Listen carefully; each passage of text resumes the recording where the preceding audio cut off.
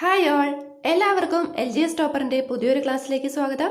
ഇന്നത്തെ ക്ലാസ്സിൽ നമ്മൾ ഡിസ്കസ് ചെയ്യാൻ പോകുന്നത് പഞ്ചേന്ദ്രിയങ്ങൾ എന്ന ടോപ്പിക്കിൽ നിന്നും കേരള PSC മുൻ വർഷങ്ങളിൽ ചോദിച്ചിട്ടുള്ള ചോദ്യങ്ങളും ഉത്തരങ്ങളുമാണ്.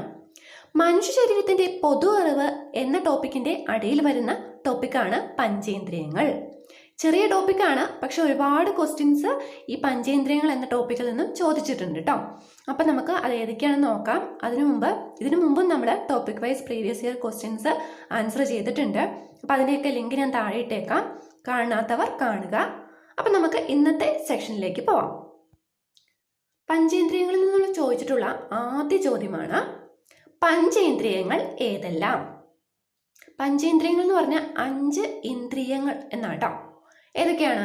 കണ്ണ്, ചെവി, നാക്ക്, മൂക്ക്, ത്വക്ക്. ഇവയാണ് പഞ്ചേന്ദ്രിയങ്ങൾ.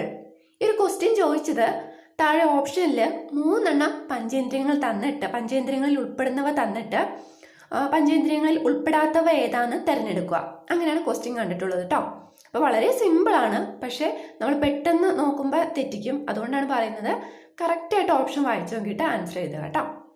കാഴ്ചശക്തി ഏറ്റവും കൂടുതൽ അനുഭവപ്പെടുന്ന നേത്രഭാഗം ഏത്? പീതബിന്ദു അല്ലെങ്കിൽ യെല്ലോ സ്പോട്ട്. ഈ പീതബിന്ദു കാണപ്പെടുന്നത് ദൃഷ്ടിപടലത്തിലാണ് അല്ലെങ്കിൽ റെറ്റിനയിൽ. കണ്ണിന്റെ പ്രധാനമായ 3 ഭാഗങ്ങളാണ് ദൃഢപടലം, രക്തപടലം, ദൃഷ്ടിപടലം അല്ലെങ്കിൽ റെറ്റിന എന്ന് പറയുന്നത്. അപ്പോൾ ദൃഷ്ടിപടലത്തിലാണ് പീതബിന്ദു അല്ലെങ്കിൽ യെല്ലോ സ്പോട്ട് കാണപ്പെടുന്നത്. കാഴ്ചശക്തി കുറഞ്ഞ് അനുഭവപ്പെടുന്ന നേത്രഭാഗമാണ് അന്ധബിന്ദു അല്ലെങ്കിൽ ബ്ലാക്ക് സ്പോട്ട് എന്ന് പറയുന്നത്. അടുത്ത ചോദ്യം, കണ്ണിന് ഏറ്റവും സുഖകരമായ നിറം ഏതാണ്? മഞ്ഞ. അടുത്ത ചോദ്യം, സ്നെല്ലർ ചാർട്ട് ഏത് കഴിവ് എത്രത്തോളം ഉണ്ടെന്ന് കണ്ടെത്താൻ സഹായിക്കുന്നു? കാഴ്ച എത്രത്തോളം ഉണ്ടെന്ന് കണ്ടെത്താൻ സഹായിക്കുന്നതാണ് സ്നെല്ലർ ചാർട്ട്. ആരോഗ്യമുള്ള കണ്ണിന്റെ നിയർ പോയിന്റിലേക്കുള്ള ദൂരം എത്രയാണ്? 25 സെന്റിമീറ്റർ. കണ്ണിന്റെ വീക്ഷണ സ്ഥിരത എത്രയാണ്? 1/16 സെക്കൻഡ്. വീക്ഷണ സ്ഥിരത എന്ന് പറഞ്ഞത് ഇപ്പോൾ നമ്മുടെ കണ്ണിലുണ്ടാകുന്ന ഒരു ദൃശ്യാനുഭവം എത്ര നേരത്തേക്ക് നിലനിൽക്കുന്നു, അതാണ് വീക്ഷണ സ്ഥിരത എന്നതുകൊണ്ട് ഉദ്ദേശിക്കുന്നത് കേട്ടോ. അപ്പം അത് എത്രയാണ്? 1/16 സെക്കൻഡ്. ഇമ്പോർട്ടൻ്റ് ആണ് കേട്ടോ. അടുത്ത ചോദ്യം, മനുഷ്യന്റെ നേത്രത്തിൽ പ്രതിബിംബം രൂപപ്പെടുന്നത് എവിടെയാണ്? റെറ്റിന അല്ലെങ്കിൽ ദൃഷ്ടിപടലത്തിലാണ് പ്രതിബിംബം രൂപപ്പെടുന്നത്. കൂടാതെ മനുഷ്യനേത്രത്തിൽ രൂപപ്പെടുന്ന പ്രതിബിംബം എന്ന് പറയുന്നത് യഥാർത്ഥമായതും തലകീഴായതുമാണ്. അതും ചോദിച്ചിട്ടുള്ള ചോദ്യമാണ് കേട്ടോ. ജനിച്ച് എത്ര ആഴ്ച പിന്നിടുമ്പോഴാണ് കണ്ണുനീർ ഉണ്ടാവുക? 3 ആഴ്ച പിന്നിടുമ്പോഴാണ് കണ്ണുനീർ ഉണ്ടാവുന്നത്. അടുത്ത ചോദ്യം, മനുഷ്യനേത്രത്തിലെ ലെൻസ് ഏതിനമാണ്? ബൈകോൺവെക്സ് ലെൻസ് ആണ് മനുഷ്യനേത്രത്തിലെ ലെൻസ്. മനുഷ്യനേത്രത്തിന്റെ ഏതു ഭാഗമാണ് സാധാരണയായി നേത്രദാനത്തിന് ഉപയോഗിക്കുന്നത്? കോർണിയ ദൃഢപടലത്തിൽ കാണപ്പെടുന്ന ഭാഗമാണ്. ആത്മാവിലേക്കുള്ള ജാലകം എന്നറിയപ്പെടുന്ന ശരീരഭാഗം ഏത്? കണ്ണ്. കൂടാതെ ഈ പഞ്ചേന്ദ്രിയങ്ങളിൽ ഏറ്റവും പ്രധാനപ്പെട്ട ഇന്ദ്രിയമാണ് കണ്ണ്. അടുത്തത്, കണ്ണിന്റെ ശരിയായ പ്രവർത്തനത്തിന് ആവശ്യമായ വിറ്റാമിൻ ഏതാണ്? Vitamin A. ഏത് വിറ്റാമിന്റെ അഭാവത്തിലാണ് നിശാന്തത ഉണ്ടാകുന്നത്? വിറ്റാമിൻ എയുടെ അഭാവമാണ് നിശാന്തതയ്ക്ക് കാരണമാകുന്നത്. മങ്ങിയ വെളിച്ചത്തിൽ കാഴ്ചശക്തി കുറയുന്നതാണ് നിശാന്തത. കണ്ണുകളെ കുറിച്ച് പഠിക്കുന്ന ശാസ്ത്രശാഖ ഓഫ്താൽമോളജി. ചോദിച്ചിട്ടുള്ള ചോദ്യമാണ് കേട്ടോ. മയോപ്പിയ ഏത് അവയവത്തെ ബാധിക്കുന്ന രോഗമാണ്? കണ്ണ്. മയോപ്പിയ തന്നെയാണ് ഹ്രസ്വദൃഷ്ടി എന്ന് പറയുന്നത്. അപ്പോൾ അതിന് മയോപ്പിക്ക് കാരണം എന്തെന്നാൽ നേത്രഗോളത്തിന്റെ നീളം വർദ്ധിക്കുന്നത് മൂലം വസ്തുക്കളുടെ പ്രതിബിംബം റെറ്റിനയ്ക്ക് മുന്നിൽ പതിക്കും. അതാണ് ഹ്രസ്വദൃഷ്ടിക്ക് കാരണം.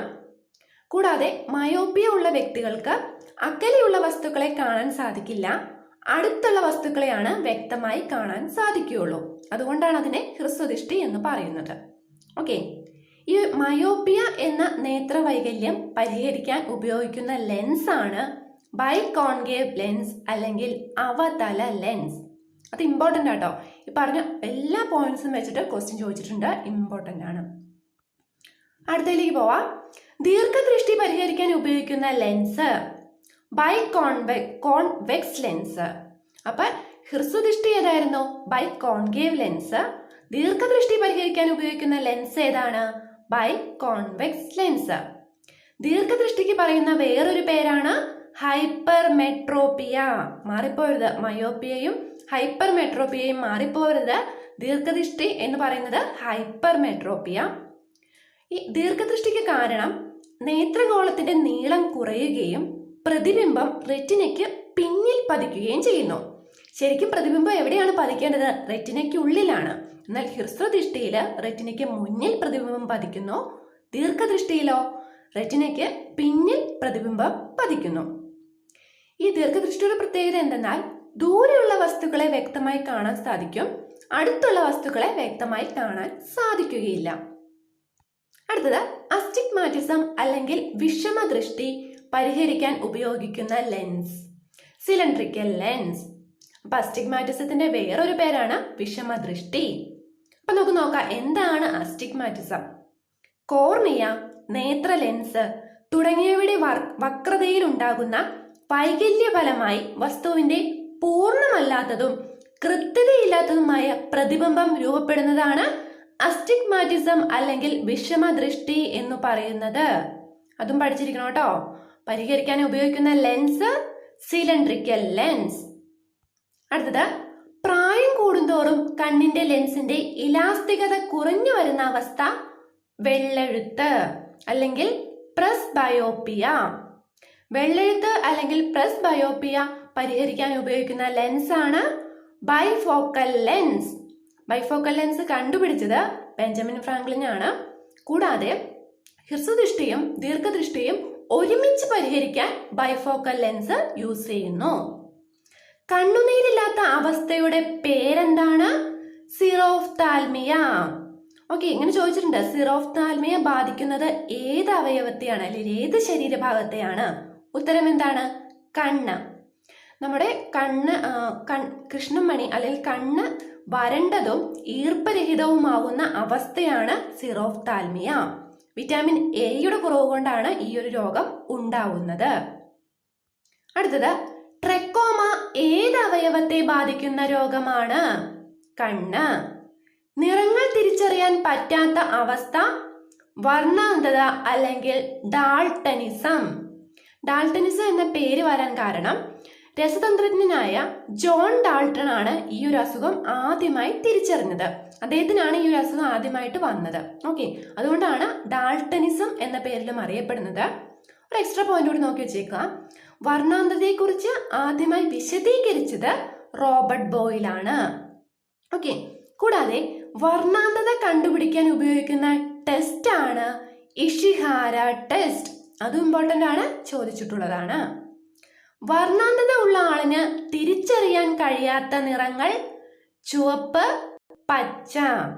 പ്രാഥമിക നിറങ്ങളായ ചുവപ്പ്, പച്ച, നീല എന്നിവയിൽ ചുവപ്പും പച്ചയും വർണ്ണാന്ധതയുള്ള ആളിന് തിരിച്ചറിയാൻ കഴിയില്ല. അടുത്ത ചോദ്യം, ഗ്ലൂക്കോമ മനുഷ്യരിലെ ഏത് അവയവത്തെ ബാധിക്കുന്ന രോഗമാണ്? കണ്ണ്. കണ്ണിൽ അസാധാരണമായ മർദ്ദം ഉളവാക്കുന്ന അവസ്ഥ ഗ്ലൂക്കോമ. അത് ഞാൻ വ്യക്തമായിട്ട് പറഞ്ഞുതരാം. അപ്പൊ നമ്മുടെ കണ്ണിലുള്ളതാണ് അക്വസ് ദ്രവം. അക്വസ് ദ്രവം കാണപ്പെടുന്നത് കോർണിയയ്ക്കും ലെൻസിനും ഇടയിലാണ്. ഈ അക്വസ് ദ്രവമാണ് നമ്മുടെ കണ്ണിന്റെ കലകൾക്ക് ഓക്സിജനും പോഷണവും ഒക്കെ നൽകുന്നത്. അപ്പൊ ഈ അക്വസ് ദ്രവത്തിന്റെ പുനരാഗീകരണം കറക്റ്റ് രീതിയിൽ നടന്നില്ലെങ്കിൽ അവിടെ മർദ്ദം വർദ്ധിക്കും. ആ ഒരു അവസ്ഥയാണ് ഗ്ലൂക്കോമ എന്ന് പറയുന്നത്. ഓക്കെ, അപ്പൊ നമുക്ക് ഈ ഗ്ലൂക്കോമയെ ലേസർ ശസ്ത്രക്രിയ വഴി പരിഹരിക്കാൻ സാധിക്കുന്നതാണ് കേട്ടോ. അപ്പൊ ഇമ്പോർട്ടന്റ് ആണ് ഗ്ലൂക്കോമ, കണ്ണിനെ ബാധിക്കുന്ന രോഗമാണ്. അടുത്ത ചോദ്യം, മനുഷ്യന്റെ കണ്ണിലെ ലെൻസിന് പ്രകാശം കടത്തിവിടാനുള്ള കഴിവ് നഷ്ടപ്പെടുന്നത് കൊണ്ട് ഉണ്ടാകുന്ന രോഗമേത്? തിമിരം അല്ലെങ്കിൽ കാറ്ററാക്ട്. ഓക്കെ, തിമിരമാണ് മനുഷ്യന്റെ കണ്ണിലെ ലെൻസിന് പ്രകാശം കടത്തിവിടാനുള്ള കഴിവ് നഷ്ടപ്പെടുന്നത് കൊണ്ടുണ്ടാകുന്ന രോഗം. അതും ഇമ്പോർട്ടൻ്റ് ആണ് കേട്ടോ. കെരാറ്റോപ്ലാസ്റ്റി ശരീരത്തിലെ ഏത് അവയവവുമായി ബന്ധപ്പെട്ട ശസ്ത്രക്രിയയാണ്? കണ്ണുമായി ബന്ധപ്പെട്ടതാണ് കെരാറ്റോപ്ലാസ്റ്റി. അപ്പൊ ഞാൻ ഈ പഞ്ചേന്ദ്രിയങ്ങളുടെ ഒരു സെക്ഷൻ എടുത്തു കഴിഞ്ഞപ്പോൾ ഒരുപാട് ക്വസ്റ്റ്യൻസ് കണ്ണുമായി ബേസ് ചെയ്ത് ചോദിച്ചിട്ടുണ്ട്. അപ്പൊ കണ്ണ് നിങ്ങൾ പഠിക്കുമ്പോൾ എല്ലാ കാര്യവും പഠിച്ചിരിക്കണം കേട്ടോ. വളരെ ഇമ്പോർട്ടൻ്റ് ആയിട്ടുള്ളൊരു സെക്ഷനാണ് കണ്ണ്. അടുത്ത ചോദ്യം, മനുഷ്യ ശരീരത്തിലെ ഏറ്റവും വലിയ ജ്ഞാനേന്ദ്രിയം ത്വക്ക്. ത്വക്കിനെ കുറിച്ചുള്ള പഠനശാഖയുടെ പേരെന്താണ്? ഡെർമറ്റോളജി. അതും ഇമ്പോർട്ടൻ്റ് ആണ്. മനുഷ്യ ശരീരത്തിലെ ഏറ്റവും വലിയ അവയവം ത്വക്ക്. ഈ ഒരു ചോദ്യം വരുമ്പോൾ വ്യക്തമായി വായിക്കുക. മനുഷ്യ ശരീരത്തിനുള്ളിലെ ഏറ്റവും വലിയ അവയവം എന്ന് ചോദിച്ചാൽ ഉത്തരം കരളാണ്. മനുഷ്യ ശരീരത്തിലെ ഏറ്റവും വലിയ അവയവം എന്ന് ചോദിച്ചാൽ ത്വക്കും. ത്വക്കിന് നിറം നൽകുന്നത് എന്താണ്? മെലാനിനാണ് ത്വക്കിന് നിറം നൽകുന്നത്. മെലാനിന്റെ കുറവ് മൂലമുണ്ടാകുന്ന ഒരു രോഗമാണ് പാണ്ട്. അടുത്ത ചോദ്യം, ശരീരത്തിലെ താപനില ക്രമീകരിക്കുന്ന അവയവം ത്വക്ക്. മനുഷ്യ ശരീരത്തിൽ സൺബേണിനു കാരണമായ കിരണങ്ങൾ അൾട്രാവയലറ്റ് കിരണങ്ങൾ. മനുഷ്യ ശരീരത്തിലെ തൊലി മുഴുവൻ മാറി പുതിയതാകാൻ എത്ര കാലമെടുക്കും? 30 ദിവസം. അടുത്തത്, ശരീരത്തിലെ ഏത് അവയവത്തെ ആണ് എക്സിമ ബാധിക്കുന്നത്? ത്വക്ക്. സോറിയാസിസ് ബാധിക്കുന്ന ശരീരഭാഗം ഏത്? ത്വക്ക്. നമ്മുടെ ത്വക്കിന്റെ കാര്യം എടുക്കുമ്പോൾ ത്വക്കിൽ 2 ഭാഗങ്ങളുണ്ട്, അതിചർമ്മവും അധോചർമ്മവും. ഏറ്റവും മുകളിലത്തെ പാളിയാണ് അതിചർമ്മം. അപ്പൊ അതിചർമ്മത്തിന്റെ മുകളിലത്തെ ഭാഗങ്ങൾ അടർന്നു വീഴുന്ന ആ ഒരു രോഗമാണ് സോറിയാസിസ് എന്ന് പറയുന്നത് കേട്ടോ. ത്വക്കിനും രോമത്തിനും മൃദുത്വം നൽകുന്ന ദ്രാവകമേത്? സീബം. അടുത്ത ചോദ്യം, ശരീരത്തിന് നിറം നൽകുന്ന വസ്തു മെലാനിൻ. കൂടാതെ ആൽബിനിസം എന്ന രോഗം ഉണ്ടാകുന്നത് ത്വക്കിലാണ്. അടുത്ത ചോദ്യം ചെവിയുമായി ബന്ധപ്പെട്ട ചോദ്യമാണ്.